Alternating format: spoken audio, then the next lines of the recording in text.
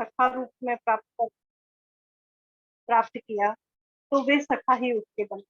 और सखा हमेशा सच्चा वही होता है, जो हमें मार्गदर्शन करे, जो हमें सही राह दिखाए। और इसी कारण से वे द्वारकाधीश परमपिता परमात्मा, उन्होंने अपने सभी, शायद द्वारकाधीश थे तो अहम भी रख सकते थे, पर मित्र के लिए कभी अहम नहीं रखता है।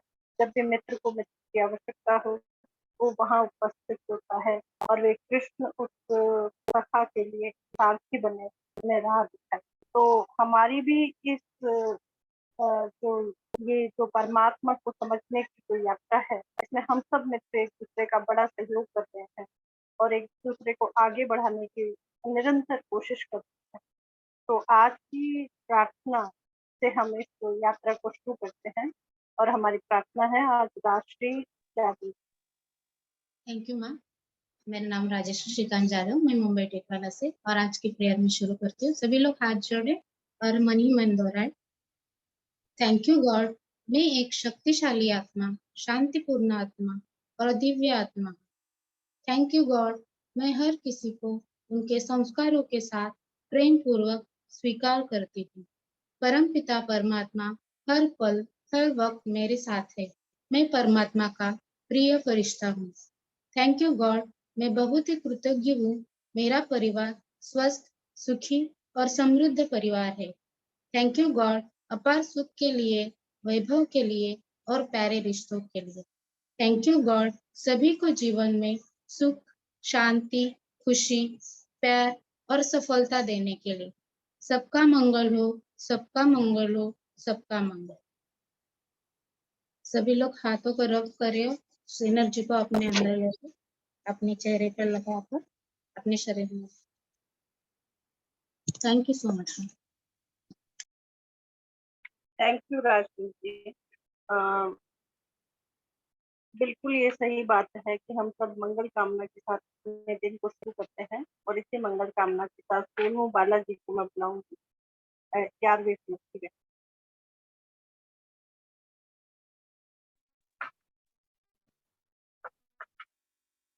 सोनू बालाजी।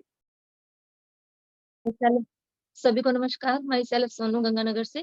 तो 11 चौथे अध्याय का 11वां श्लोक जो मुझे दिया गया, तो मैं व्याख्यान करूंगी इसका।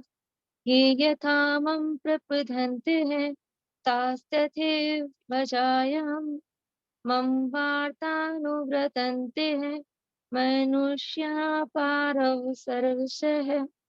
हे अर्जुन, जो भक्त मुझे जिस प्रकार से भजते हैं, मैं भी उनको उसी प्रकार से भजता हूँ, क्योंकि सभी मनुष्य मेरे ही बताए रास्ते पर चलते हैं।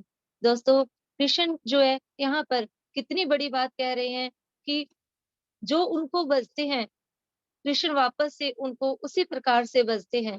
कहने का अर्थ है, जो कृष्ण के स्वरूप को, उनके ज्ञान को, उनकी कही हुई बातों को अच्छे से समझ जाता है, वो एक तरह से कृष्ण में ही मिल जाता है। यहाँ भजने का मतलब पूजा पाठ या भजन कीर्तन ये नहीं है। समझ लेना चाहिए कि सच्चे अर्थों से भगवान को भजने का मतलब उनकी कही बातों पर चलना है। Thank you from my side. बिल्कुल सही बात है। ईश्वर जैसा हम चाहते हैं फिर उसको हमारे साथ होता है। 12वें श्लोक के लिए है Somnath. Good morning all of you. मेरा नाम सोमनाथ, मुंबई महाराष्ट्र से।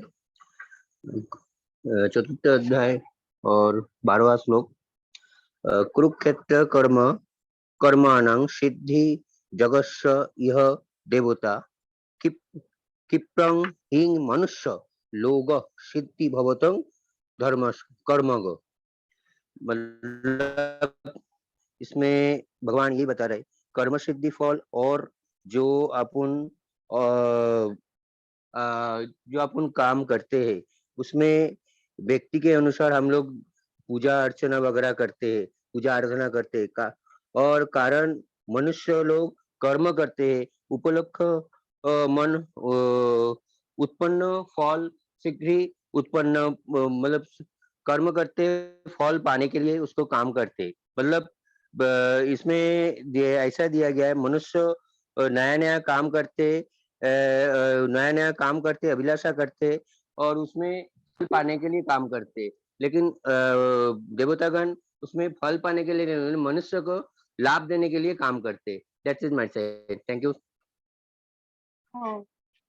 ईश्वर हमेशा मनुष्यों को फल देने के लिए तत्पर रहते हैं, और इसीलिए शायद उन्होंने अलग अलग देवताओं को नियत किया है कि जो जिस तरह का कर्म करता है वो देवता उस तरह का फल उस मनुष्य को प्रदान करता है। अगले श्लोक 13 और 14 श्लोक के लिए प्रीति जी हैं, क्योंकि दोनों श्लोक एक दूसरे के साथ में कनेक्टेड। प्रीति जी।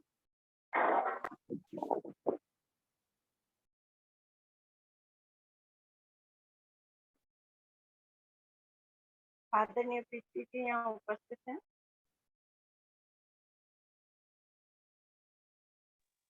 हाँ, मैं 13वें में 14वें श्लोक मिला है मुझे, मैं उसका वर्णन करने की कोशिश करती हूँ। चातुर्वर्णे माया सृष्ट गुण कर्म विभागस्य तस्य कर्तारंपि मां विद्या कर्ता रम वयम न मां कर्माणि लिम्पति न मां कर्म फले स्पृहा इति मां यो भी जानती कर्म भिन्न से बद्ध। यहाँ गोविंद कहते हैं कि कर्मों के अनुसार संसार की व्यवस्था को उन्होंने 4 भागों में बांटा है, 4 वर्णों में बांटा है, ब्राह्मण, क्षत्रिय, वैश्य और शूद्र। सबको अपने अपने जाति के अनुसार या अपने अपने वर्ण के अनुसार कर्म करने चाहिए। प्रभु कहते हैं कि कर्म सामग्री और कर्म फल से जो करता है, जो भी कर्म कर रहा है, उसे कर्म सामग्री और कर्म फल से संबंध में नहीं बनना चाहिए। जैसे प्रभु ने संसार बनाते वक्त प्रभु कभी नहीं कहते कि मैंने संसार बनाया या उन्होंने किस तरह से बनाया संसार। कर्म संबंध में ना रहना ही कर्मों की दिव्यता है। इसे सरल भाषा में समझते हैं कि हम खाली हाथ आए थे और कुछ लेके भी नहीं जाएंगे। संसार में जो कुछ भी है वह प्रभु का या इस संसार का जानकर हम उपयोग करें। जो भी करें प्रभु को समर्पित करना चाहिए। यहाँ प्रभु मैं भाव के अहंकार को खत्म करने की बात करते हैं कि जो हम संसार में हमेशा कहते हैं ये मैंने किया या ये मेरे द्वारा किया गया, उसे हमें खत्म करके जो भी कुछ है वो प्रभु को समर्पित करके करना चाहिए। यहाँ पे प्रभु कर्म, क्रिया और लीला 3 चीजों की भी बात करते हैं। कर्म जो हमारे द्वारा कोई भी काम किया जाता है, क्रिया जो अपने आप होती है जैसे आंखों का झपकना, सांसों का चलना, और एक प्रभु कहते हैं लीला जो प्रभु ही करते हैं और जो भी काम दिव्यता के साथ या किसी भी कर्म फल की इच्छा ना रखते हुए करा जाता है वो लीला कहते हैं। प्रभु कहते हैं मैंने जो संसार की रचना करी है वो लीला से करी। आप किसी भी कर्म को करते वक्त किसी कर्म फल में ना बने कि मुझे ये चाहिए इसलिए मैं ये कर रहा हूँ, या इस तरह की कोई इच्छा ना करके कर्म करें। जैसे हमारे काम में भी हम जब हम डाउनलाइन की हेल्प करते हैं तो हमें तो अपने आप ही उसका फल मिलना होता है। तो इस तरह से प्रभु कहते हैं कि आप अच्छे से अपना कर्म करें, मैं का भाव ना रखें, और कर्म करते हुए आप अपने कर्मों पे कर्म करते चलें, आप फलों की इच्छा ना करें। Thank you so much. Preeti ji 14 श्लोक भी आपने स्पष्ट कर दिया ये है। 14 और 13 दोनों का एक साथ ही व्याख्या है। दोनों मैंने एक साथ ही पढ़े हैं और दोनों की एक साथ ही व्याख्या है। बिल्कुल ये बात सही कही है कि ईश्वर ये कहते हैं कि हमें जब भी हम कर्म करें तो उसमें अपने आप को मैं मान करके ना करें, उसे परमात्मा को समर्पित करते हुए ही करना चाहिए। ईश्वर तो स्वयं द्वारकाधीश रहे हैं, उन्होंने वो किरदार भी निभाया है, लेकिन फिर भी अपने मित्र अर्जुन के रथ को हाँकने में उन्होंने संकोच नहीं, वहाँ कहीं पर भी अहंता नहीं थी, कहीं पर भी मैं नहीं था। यहाँ पर एक अभी चैट में मैंने पढ़ा कि सभी लोग हम लोग अपना परिचय देंगे, तो मैं संगीता व्यास और मैं बाय प्रोफेशन टीचर हूँ और जयपुर। तो सभी मित्रों से भी निवेदन है कि वे अपना परिचय और अपना जो भी इंट्रोडक्शन है उसको पूछें। प्रीति जी आप इस बारे में कुछ कहना चाहें? हाँ, मैं प्रीति अग्रवाल जयपुर से अपना ई मित्र चलाती हूँ और साथ में आप लोगों जैसी इतनी अच्छी एसोसिएशन से जुड़ी हूँ। पैसिनेट। Thank you. अगले श्लोक के लिए 15वें श्लोक के लिए हमारे साथ में है शालू जी। तो आदरणीय शालू जी, आप आमंत्रित हैं। Good morning all of you. मेरा नाम शालू रुस्तगी है और मैं बीकानेर से बात कर रही हूँ। तो आज मुझे 15वें श्लोक की मतलब दिया गया है। एवं ज्ञात्वा कृतं कर्म पूर्वरपि मुमुक्षुभिः कुरु कर्मेव तस्मात् त्वं पूर्वै पूर्वतरम कृतं। तो इस श्लोक में अर्जुन का हमें पहले पता है कि अर्जुन युद्ध नहीं करना चाहते थे, लेकिन वो अपना कल्याण करना चाहते थे। वो मुमुक्षी थे। मुमुक्षी का मतलब होता है जो अपना मोक्ष की कामना करते हैं। तो वो युद्ध करने में अपना कल्याण नहीं देख रहे थे। तो वो कहते थे कि युद्ध करना तो घोर अपराध है, इसमें मेरे सारे अपने ही मारे जाएंगे। तो श्री कृष्ण उनको समझा रहे हैं कि तुम्हारे से पहले भी जो अपना मोक्ष चाहने वाले थे, जो मुमुक्षु थे, उन्होंने भी अपना कर्तव्य किया। और उन्होंने अपना जो कर्तव्य किया, वो कर्तव्य अभिमान और फल की इच्छा को त्याग करके उन्होंने अपने कर्म किए। उन्होंने फल की इच्छा नहीं की, ना उन्होंने कोई अभिमान किया। और उन्होंने जो भी कर्म किए वो निष्काम भाव से किए।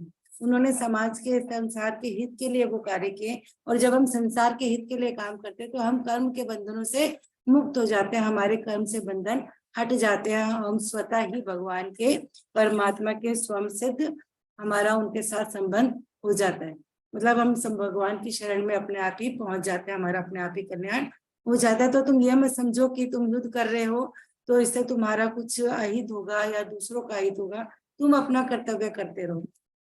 और फिर उन्होंने बोला कि योग और ज्ञान योग और कर्म योग की बात भी की गई है कि ज्ञान योग में पहले कर्तव्य अभिमान का त्याग किया जाता है। और जब हम कर्तव्य अभिमान का त्याग करते हैं तो उससे फलेच्छा का त्याग अपने आप ही हो जाता है। हमें उसका त्याग करने की सोचनी ही नहीं पड़ती। और जो कर्म योग में उसमें पहले फलेच्छा का भी त्याग करना पड़ता है। जैसे कृष्ण जी कहते हैं कि कर्म करता जा, अपने फल की इच्छा मत कर। तो जब हम फल की इच्छा का त्याग कर देंगे तो हमारा जो कर्तव्य अभिमान है उसका त्याग आसानी से ही हो जाता है। तो हमें अपने कर्तव्य दूसरों समाज के हित के लिए करने चाहिए। इस प्रकार हम अपने कर्म से मुक्त हो जाते हैं, बंधनों से मुक्त हो जाते हैं। Thank you so much. धन्यवाद शालू जी।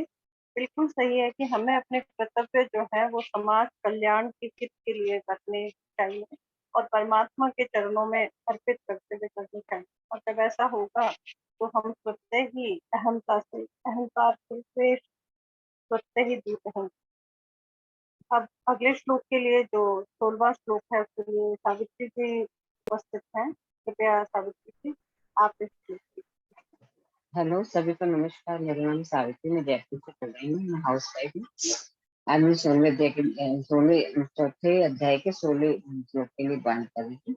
किम कर्म किम कयत्वेति कवयोत्र प्रोहितः तत्ते कर्म प्रवक्ष्यामि यदित्र अशोक्य मोक्षीय अशुभात्। इसमें श्री कृष्ण भी यही बोल रहे हैं कि कर्म क्या है। लोग तो कर्म शारीरिक क्रियाओं को ही कर्म मान लेते हैं। काम, शरीर से काम किया तो हमने काम, कर्म हो गया हमारा। लेकिन इसमें ये सही नहीं है कि इसमें इंद्रियों ने काम किया, शरीर ने काम किया तो कर्म मान लेते हैं। इसमें ये है कि इसका भाव यही है कि अगर हम कर्म कर रहे हैं और इस कर्म में हमारा कोई स्वार्थ नहीं है, कोई ममता नहीं है, कोई मतलब आसक्ति नहीं है, तो हमारा कर्म माना जाएगा। वरना हम लोगों को मतलब अपने स्वार्थ के लिए करते वो राजस कर्म ही माना जाएगा। जिस तरह से उसमें बताया गया है कि ऐसे कर्म, परंतु कर्म क्या है, ऐसे ही शिष्य बुद्धिमान पुरुष मत। इसमें यह कर्म अर्थात कर्मों का तत्व तेरे लिए किस प्रकार समझो जिसको जानते तो अश्व का संसार मुझे छूट जाएगा। उसमें श्री कृष्ण यही कह रहे हैं, तो अर्जुन कह रहे कि कर्म क्या है, तो कर्म वही बोलते हैं कि ममता रहित होकर, इच्छा रहित होकर कर्म करते हैं। जिस तरह से देवी का उपासक अगर पूजा करता है तो वो ये सोच के करता है, अगर किसी मन की इच्छा को पूरा करने के लिए करता है तो वो उसका राजस कर्म कहलाएगा। और मान लो किसी को किसी को मतलब परेशान करने के लिए, किसी अपनी शक्ति को परेशान करने के कर्म करता है तो वो तामस कहला जाएगा। तो इसमें यही कहा है कि कर्म करने के लिए हमको पूरा मतलब इच्छा रहित काम करना है और भगवान को समर्पित होकर काम करना है। ये नहीं कि हम कर्म तो कर रहे हैं और हमारी इच्छाएं हैं। जब हमारी इच्छाएं होंगी तो कर्म कर्म नहीं कहलाएगा। तो अर्जुन को ये कह रहे कि युद्ध करना भी तेरा कर्म है। आप युद्ध करोगे तो उसमें ये अच्छा कर्म ही रहेगा। मतलब आप ये मत सोचो युद्ध करने से मेरे कर्म होंगे। Thank you. हाँ, धन्यवाद सावित्री जी। बिल्कुल सही है कि उस वक्त कृष्ण जो है वो अपने उपदेश में यही कहते हैं कि कर्म करना इन परिस्थितियों में तुम्हारा कर्तव्य है। जब भी अधर्म की हानि हो रही हो या हम जो है वो एक विलासितापूर्ण जीवन दुनिया में जब प्रेरणा बन जाए, तो उसे सही राह दिखाना और उसके निमित्त अगर ईश्वर ने अर्जुन को अ, बनाया है तो उसे उस मार्ग को अवश्य अपना करके अपने कर्तव्य को पूरा करना चाहिए। अ, अगले जो हमारे श्लोक के वक्ता हैं वो हैं अश्विनी जी, और उनके लिए तो एक ही बात कहूँगी कि वो बहुत अच्छे होस्ट हैं और हमेशा एक बहुत ही शालीनता के साथ में इस कार्यक्रम को प्रस्तुत करते हैं। तो आदरणीय अश्विनी जी, 17वां श्लोक। Thank you ma'am, thank you. Good morning सभी को। मेरा नाम अश्वनी चौधरी है, राजस्थान कोटा से, और मैं 17वें श्लोक की व्याख्या करने जा रहा हूँ। जैसा कि 16वें श्लोक के अंदर बताया गया है कि भगवान ने कहा है शरीर, वाणी और मन के द्वारा जो अपन सोचते हैं या करते हैं वही एक कर्म कहलाता है। ऐसे ही 17वें श्लोक में ये बताया है, पहले मैं श्लोक बता देता हूँ। कर्मणो ह्यापि बोद्धव्यम, बोद्धव्यम च विकर्मणः, अकर्मणश्च बोद्धव्यम, गहना कर्मणो गति है। कर्मणो ह्यापि बोद्धव्यम, इसमें ये कह रहे हैं कि कर्म करते हुए निर्लिप्त रहना ही कर्म के तत्व को जानना है, जिसका वर्णन आगे 18वें श्लोक में कर्मण्यम यह पश्यते पदों से किया गया है। कर्म के स्वरूप एक दिखने पर ही अंतःकरण के भाव के अनुसार उसके 3 भेद हो जाते हैं, कर्म, अकर्म और विकर्म। जो सकाम भाव से यानी के समान भाव से की गई शास्त्र विहित क्रिया कर्म बन जाती है। फल इच्छा, ममता और आसक्ति से रहित होकर केवल दूसरों के हित के लिए किया गया कर्म अकर्म बन जाता है। और विहित कर्म भी यदि दूसरों का हित करने अथवा उसे दुख पहुंचाने के भाव से किया गया हो तो वो विकर्म बन जाता है। यानी कि इसमें तीनों कर्मों के बारे में बताया गया है, कर्म, अकर्म और विकर्म, के कर्म कैसे होता है, अकर्म कैसे होगा और विकर्म कैसे होगा। अब अकर्मणश्च बोध्यम, इसका अर्थ है निर्लिप्त रहते हुए कर्म की कामना ही हेतु, अतः विकर्म तत्व है।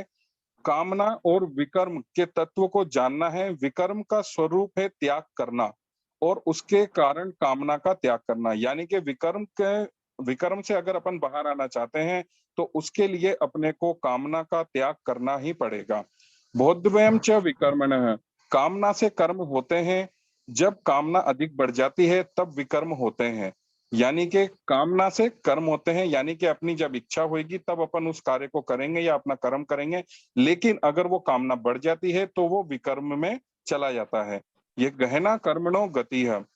कौन सा कर्म मुक्त करने वाला है, कौन सा कर्म बांधने वाला है, इसका निर्णय करना बड़ा कठिन है। कर्म क्या है, अकर्म क्या है, विकर्म क्या है, इसका यथार्थ तत्व जानने में बड़े बड़े शास्त्र विद्वान भी अपने आप को असमर्थ पाते हैं। तो अर्जुन भी इस तत्व को न जानने के कारण अपने युद्ध रूप कर्तव्य को घोर कर्म मान रहे हैं। अतः कर्म की गति बहुत गहन है। तो इसमें भगवान श्री कृष्ण बस यही कहना चाह रहे हैं कि आप अपना जो कर्म कर रहे हैं, विकर्म को त्याग कर, यानी कि अपना कामना को त्याग कर आप कोई भी काम करते हैं तो वो कर्म और अकर्म कहलाता है। Thank you ma'am from my side. बिल्कुल सही है अश्विनी जी कि जब हम कोई बुरी भावना से अगर अच्छा कर्म भी करते हैं तो उसका परिणाम हमें जो है अच्छा प्राप्त नहीं। तो भाव भी अच्छे होने चाहिए कर्मों के साथ। अगला जो श्लोक है वो है 18वां श्लोक है, इसके लिए रेणु मिश्रा जी हैं हमारे साथ में। तो Renu Mishra ji. Thank you ma'am, thank you. Good morning सभी को। नाम रेणु मिश्रा, मैं पटना से बोल रही हूँ। और आज का जो 18वां श्लोक है, कर्मण्य कर्मया पश्येद कर्मणि च कर्मया सा बुद्धिमान मनुष्येषु सयुक्ता कृत्स्न कर्म कृता। तो अभी तक जितने हम लोग सुनते आ रहे हैं, कर्म अकर्म विकर्म, इस सब की जो बात है वही आगे चल रही है। तो यहाँ पे भगवान कह रहे हैं कि कर्म में अकर्म देखने का तात्पर्य है कर्म करते हुए या नहीं करते हुए उससे निर्लिप्त रहना। निर्लिप्त रहने का है कि कर्म करने से हमें अच्छा फल मिलेगा, लाभ होगा, प्रसिद्धि मिलेगी, हमें लोग अच्छा मानेंगे, तो इस लोक और परलोक में हमें भोग भी मिलेगा। इस प्रकार की किसी भी इच्छा का ना होना ही निर्लिप्त रहने का है। और ऐसे ही कर्म न करने में निर्लिप्त रहने का तात्पर्य है कि कर्मों का त्याग करने से हमें मन में ये इच्छा रखना कि हमें मान मिलेगा, आदर मिलेगा, भोग, शरीर को आराम आदि मिलेंगे, ऐसे किसी भी इच्छा का नहीं होना। तो अकर्म में कर्म देखने का भी तात्पर्य है कि निर्लिप्त रहते हुए कर्म करना या नहीं करना, मतलब कर्म करते समय या नहीं करते समय भी निरंतर निर्लिप्त रहे। जो पुरुष नित्य निरंतर निर्लिप्त रहता है वही वास्तव में कर्म तत्व को जानने वाला है।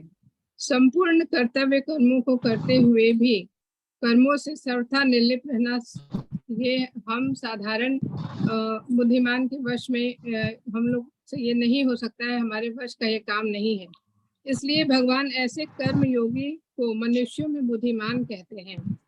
ये जो कर्म योगी हैं वो सिद्धि असिद्धि में ही सम रहते हैं, यानी कर्म फल मिले या नहीं मिले उसमें उनमें विषमता नहीं आती है, चाहे परिस्थिति अनुकूल हो प्रतिकूल हो, और कर्म का फल मिले या नहीं मिले तो वह नित्य समता में ही स्थित है, इसलिए वह योगी भी कहलाते हैं। और उनके लिए कुछ भी करना, कुछ भी जानना, कुछ भी पाना शेष नहीं रहता है। तो यही कहना चाहते हैं भगवान की अपने में कभी भी फल की इच्छा और कर्तव्य अभिमान, मतलब मैं ये कर रहा हूँ, मैं कर रहा हूँ, ये नहीं आना चाहिए। तो इस श्लोक का मुझे यही अर्थ समझ में आया। धन्यवाद। बिल्कुल सही है कि अपने को अकर्ता मानते हुए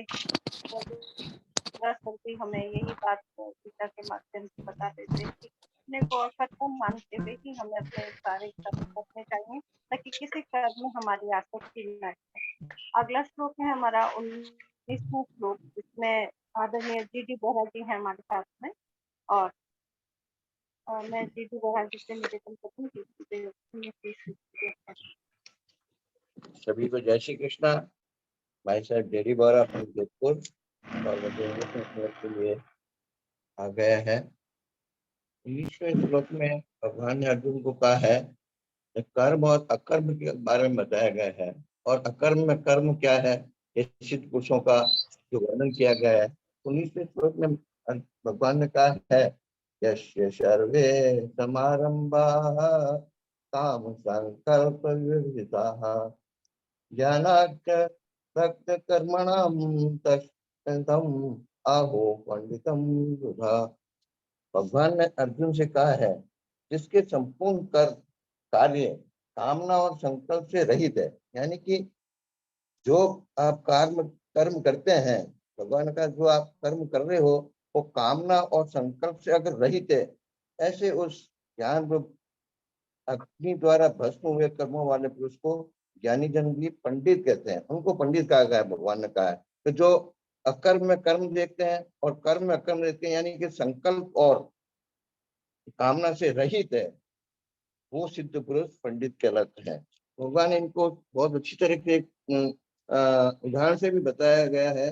जैसे कार चलती है तो कार अगर चारों पहिए चलते भी रहे और उसका ईंधन भी नहीं जले और अपन अपने लक्ष्य की तरफ पहुंच जाए, अपनी मंजिल पे पहुंच जाए, इसी तरह मनुष्य को अगर अपनी कामना और संकल्प को रहित होकर अपना कार्य करे तो वो सिद्ध पुरुष कहलाता है। Thank you so much. Thank you sir, बहुत ही अच्छे उदाहरण के साथ में, बहुत व्यवहारिक उदाहरण के साथ में आपने बात समझाई। लेकिन हमें निष्काम भाव से को निरंतर करते रहना चाहिए ताकि हमारा जो लक्ष्य है उसे हम अंत तक प्राप्त कर। अगला 20वां श्लोक जो है वो रेणु डिकोस्टा जी है हमारे साथ में, उनके द्वारा। थैंक यू दीदी। Good morning leaders, my self Renu D'Costa, मैं गुड़गांव से बात कर रही हूँ और 20वीं श्लोक को पढ़ेंगे। त्यक्त्वा कर्म फला संगम नित्य तृप्त्यो निराशय कर्मण्ये अभिप्रव्यक्तो अपि नैव किंचित करोति सह। सो बेसिकली अभी तक हमने बहुत सारी बातें पढ़ी जो सारी की सारी भगवान हमें कर्म से संबंधित बता रहे हैं कि हमें किस तरह से अपने आप को कर्म योगी बनाना है। अर्जुन को ज्ञान दे रहे हैं लेकिन उससे हमें अपने जीवन में उतारना है। यहाँ पर इस श्लोक में बहुत अच्छे से प्रभु बता रहे हैं कि कर्म सामग्री जो है उससे संबंध ना होने पर और इंद्रियों को वश में कर लेने के कारण ही महापुरुष का जो कर्म फल से कोई संबंध नहीं रहता, तो उसको कर्म योगी, कर्म योग उसको कहा जाता है। तो अब आगे कह रहे हैं कि कर्म और कर्मफल दोनों ही कैसे हैं, आरंभ और दोनों का ही अंत होना तय है, जबकि स्वरूप अविनाशी और निर्विकार है, दोनों में कोई भी संबंध नहीं हो सकता। सो मैं की भावना ही क्यों आए कि मैंने ये किया, मेरे द्वारा किया गया, या मैंने किया, या सबसे पहले इन सामग्रियों को भी जो हमें प्रकृति के द्वारा या हम जितने भी हमें टूल्स, जैसे हमें अंकल ने भी बताए थे कि जो भी सब चीजें ये सब टूल्स ही हैं बेसिकली। सो उनके लिए वो कह रहे हैं कि कर्म योगी सिद्ध पुरुष संसार के आश्रय से हमेशा रहित रहता है और आत्म तृप्त रहता है। अब आत्म तृप्त की बहुत बड़ी बात है, आत्म तृप्त कैसे हुए उसके लिए भी सबकी अलग अलग डेफिनेशंस हो सकती हैं, लेकिन यहाँ पर सही भावना में कहा गया है कि कर्मयोगी सिद्ध पुरुष की कर्म फल में इच्छा ना हो तो सभी कर्म संसार के हित में करते हैं, और मैं की भावना नहीं है कि यह मैंने किया है, जब कुछ किया ही नहीं तो कर्म फल से बंध ही नहीं पाता, तो ऐसा योगी ही कर्म योगी होता है। थैंक यू सो मच दीदी, थैंक यू। धन्यवाद रेणु जी, बिल्कुल सही है। और हम जो इस यात्रा के साथ जुड़े हैं, मुझे लगता है अंततः मन में एक सुकून आता जा रहा है। हम जो भी कर्म करते हैं दिन भर में यही महसूस होता है कि हम अपने कर्तव्य को अच्छे से करते हैं, बाकी सब परमात्मा के हाथ में। तो अभी भी हमारे पास में समय है, और जो भी महानुभव यहाँ पर अपना अनुभव शेयर करना चाहते हैं, मैं सोचती हूँ कि आप आज की इन श्लोकों के बारे में जो कोई भी कुछ कहना चाहे तो कृपया आप बताएं। नमस्कार संगीता जी, सभी को नमस्कार। मैं कुछ बात कर सकता हूँ? जी प्लीज। जी, मैं आज के जो श्लोक हैं उनके रेफरेंस में एक छोटी सी कहानी सुनाना चाहता हूँ, और कल मैं आपसे जानना चाहूँगा कि वो श्लोक कौन सा है जिसके रेफरेंस में मैंने ये कहानी सुनाई है। सो जरा ध्यान से सुनिएगा, आज के 10 श्लोक का शायद इसके अंदर रिवीजन भी हो सकता है। एक बार एक बाप बेटे कहीं सी बीच पे साइड पे, जहाँ पर कुछ कंस्ट्रक्शन साइट थी, काम चल रहा था छोटा मोटा, वहाँ पर घूम रहे थे। एंड बाप के दिमाग में, बच्चा छोटा ही था, 8-10 साल का बच्चा था, अचानक एक आइडिया आया। वहाँ पर एक बड़ा सा पत्थर, चट्टान का टुकड़ा पड़ा था, और पास में कुदाल, पावड़े और सब्बल वगैरह सब चीज़ें जो कंस्ट्रक्शन में काम आती रखी हुई थी। तो फादर ने अपने बेटे से बोला कि बेटा, ये जो पत्थर का टुकड़ा, चट्टान का टुकड़ा पड़ा है, तुमको इसको यहाँ से हटाकर 2 फुट दूरी पे खिसका देना है। एंड इसके लिए यहाँ पर जो कुछ भी उपलब्ध रिसोर्सेज हैं वो तुम यूज कर सकते हो। और इतना कहने के बाद उन्होंने उसको कुछ टाइम लिमिट भी दी, और जब उस टाइम लिमिट के बाद बच्चे ने अपनी तरफ से पूरी ट्राई की, है ना। उसने अपने हाथों से जोर लगाने की कोशिश की, पावड़े से, सब्बल से, सब तरफ से उसको, अपनी तरफ से उसने पूरा प्रयास किया, परंतु वो उस पत्थर को वहाँ से नहीं हटा पाया। और जब टाइम लिमिट ख़त्म हो गई तो उसने अपने फादर को बोला कि पापा, मैं तो नहीं हटा पा रहा हूँ इसको, ये मेरे से नहीं होगा। विवेक जी ने उस दिन कहा था ना, हमसे तो नहीं होगा, तो उसने कह दिया हमसे तो नहीं होगा। और फिर बाप ने क्या बोला क्या नहीं बोला वो भी मैं आपको बता देता हूँ। फादर ने बोला कि देखो बेटे, यहाँ पर ये जो पत्थर है हटाने के लिए तुमको जो भी आसपास साधन दिखाई दिए, तुमने अपने हिसाब से उनको यूज कर लिया, लेकिन मैं भी तो यहीं खड़ा था, मैं भी तो एक रिसोर्स था जिसको तुम कह सकते थे कि मेरी हेल्प करो, मेरे को हाथ लगाओ ताकि मैं इस पत्थर को यहाँ हटा सकूं। सो तुमने अपने रिसोर्सेज पूरे यूज नहीं किए। एंड ये जो बात है, इसके अंदर 2 मैसेज खास तौर से छिपे हुए हैं, मैं आपको हिंट भी कर देता हूँ। एक तो अंग्रेजी के 2 शब्द हैं, बहुत सारे लोगों के साथ समस्या हम लोगों के साथ अचानक आ जाती है, कई बार अलग अलग रेफरेंस में तो तकरीबन हर किसी के साथ आती ही आती है। अंग्रेजी के 2 शब्द हैं, आई नो, मुझे पता है ना, ये समस्या हमारे साथ आती है। एंड सेकंड जो समस्या आती है, हम अक्सर अबंडेंस को नहीं देख पाते, लिमिटेशन के अंदर जीते रहते हैं, लिमिटेशन के अंदर ही काम करते रहते हैं। सो ये कहानी किस श्लोक के रेफरेंस के अंदर है वो मैं आप सबसे जानना चाहूँगा कल के सेशन में। Thank you very much. Over to all of you. Thank you sir, बहुत अच्छी कहानी है, और साथ ही आपका होमवर्क भी है, तो गीता पढ़ने के लिए और ज़्यादा इसको उत्साह बना रहेगा। क्योंकि कंटिन्यू हम पढ़कर के ही बात रोज जो करते हैं, उसमें और ज़्यादा एक भावनात्मक रूप से एक चीज़ जुड़ रही है कि इस कहानी का मतलब क्या है, आगे के श्लोक जो है उनमें से कौन सा ऐसा श्लोक है जो इससे रेलेवेंट है, या सारे ही श्लोक इससे रेलेवेंट है। तो ये जिज्ञासा के साथ में ये एक आपने अच्छा होमवर्क किया है, थैंक यू सो मच। अभी भी शायद हमारे पास में समय है, या फिर मैं अफर्मेशन के लिए रनी राज लोहिया जी को बुला लूं? और भी कोई कुछ कहना चाहे?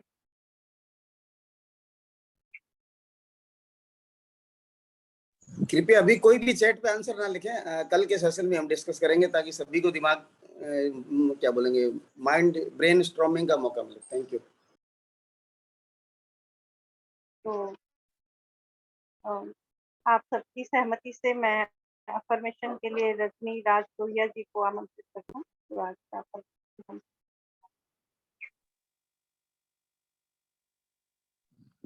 एक बार पहले होस्ट की नियुक्ति कर लेवे, और पीयूष भी अगर कुछ कहना चाहें, क्योंकि अभी टाइम है हमारे पास में। बहुत अच्छी आपने होस्टिंग की है। मैं तो बस यही बताना चाह रही हूँ, संगीता जी जो हैं उनके लिए बहुत बहुत धन्यवाद भी है, और बहुत सारी मतलब great applause for her. She is very new in the association.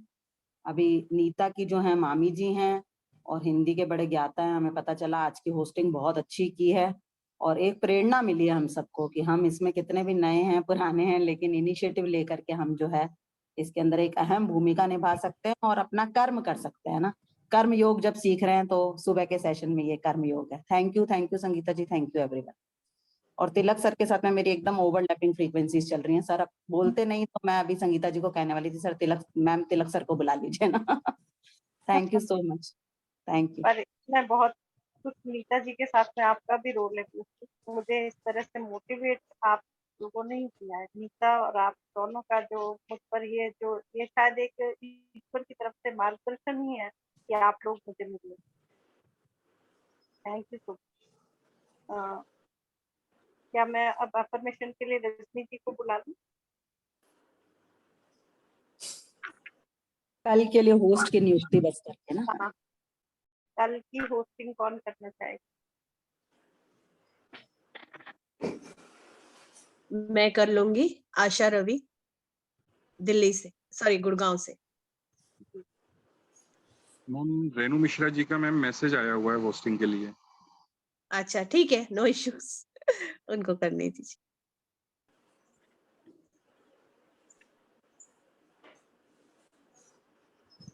Ma'am आप कल कर लो, मैं परसों कर देती हूँ। आशा जी थोड़ा आप सा थोड़ा सा अगेन इंटरप्ट करूंगा। कई दिनों से क्या नोटिस कर रहा हूँ मैं कि ज्यादातर श्लोक भी हमारे महिला शक्ति की तरफ से ही प्रेजेंट हो रहे हैं, और ज्यादातर होस्टिंग भी उन्हीं के द्वारा हो रही है। सो क्या पुरुषों के अंदर दम नहीं है? कोई आगे आए और उनको हम चांस देते हैं, क्योंकि जो भी नेम अभी तक आए सारे ऑलरेडी रिपीटेड चल ही रहे। सो नए नाम, और वो भी मैं मेल्स की तरफ से चाहूंगा।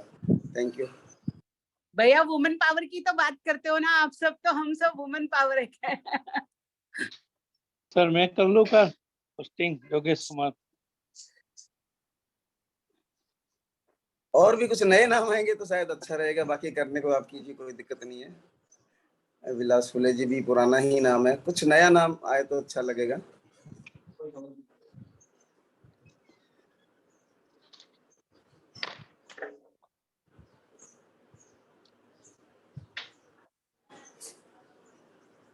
तो नीता जी ने लिखा है, राम सिंह जी ने बहुत टाइम से होस्टिंग नहीं की, तो अगर वो कल अवेलेबल हैं तो जरूर आए और कल के होस्टिंग का चार्ज संभालें।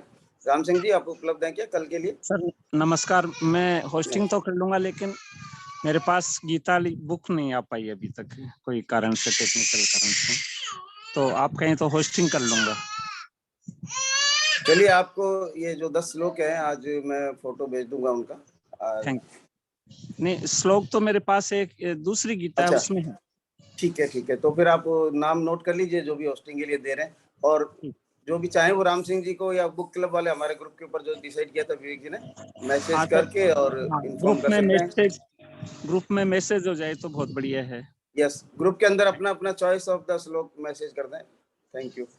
तो राम सिंह जी नोट कर लेंगे। Okay, thank you sir. Okay, thank you Tilak sir, thank you Ram Singh ji. आप कल की होस्टिंग के लिए आपका स्वागत है। अब जो है अफर्मेशन के लिए हमारे साथ में है जसवीर जी। या गुड मॉर्निंग टू ऑल। नमस्कार सभी को। बहुत अच्छी होस्टिंग आप संगीता जी कर रहे हैं। मैंने सच में प्रेरणा ली है आपसे, है ना। और अब मैं आज की अफर्मेशन करवाती हूँ। सभी लोग अपने अपने दोनों हाथ जोड़े और अपनी आंखें बंद करें। मैं जीतती हूँ क्योंकि मैं जीतने के लिए पैदा हुई हूँ। थैंक यू गॉड, मेरी टीम बहुत ही एक्साइटेड, यूनाइटेड, एमवे का इतिहास रचने वाली टीम है। मैं और मेरी टीम रोज डीटीएम करते हैं, प्लान दिखाते हैं और इस तरह से अपने नेटवर्क को तेजी से आगे बढ़ा रहे हैं। मैं और मेरी टीम 100% प्रोडक्ट यूज करते हैं और बहुत आसानी से हर महीने 600 प्लस पीवी का पर्सनल रिटेल करते हैं। हमारे मेंटर्स बहुत अच्छे हैं। हम सब मेंटर्स से मार्गदर्शन लेकर लगातार आगे बढ़ रहे हैं। मैं और मेरी टीम रोज सक्सेस टॉक सुनते हैं और रोज किताबें पढ़ते हैं। मैं और मेरी टीम सभी जरूरी मीटिंग्स में बढ़ चढ़कर भाग लेते हैं और इस तरह से हम प्रभावशाली लीडर बन रहे हैं। एमवे बिजनेस बहुत ही सरल है। डायमंड एंड बियॉन्ड जाना मेरे लिए बहुत ही आसान है। मैं और मेरी टीम में सभी के सपने पूरे हो रहे हैं। मेरी टीम बहुत ही एक्साइटेड, यूनाइटेड और शक्तिशाली एमवे का इतिहास रचने वाली टीम है। थैंक यू गॉड, मुझे मेरे 6 टीम में मेरे जैसे शानदार लीडर्स मिल गए हैं। थैंक यू गॉड, मैं अपनी टीम के साथ विदेश यात्रा जा रही हूँ। मैं जीतती हूँ क्योंकि मैं जीतने के लिए पैदा हुई हूँ। I am a diamond, I am a diamond, I am a diamond. Thank you God, thank you God, thank you God. Love you God, love you God, love you God. सभी अपने दोनों हाथों को रब करेंगे और अपनी आंखों पर और अपने पूरे शरीर पर लगा के एनर्जी प्राप्त करेंगे। Thank you, thank you. Thank you everyone. Have a good day. Thank you everyone. बहुत बढ़िया hosting मैम। बहुत बढ़िया thank you ma'am, hosting। Great hosting. Great hosting Sangeeta ji. Thank you. Hosting di. गो कैम। थैंक यू, गो कैम। Thank you everyone.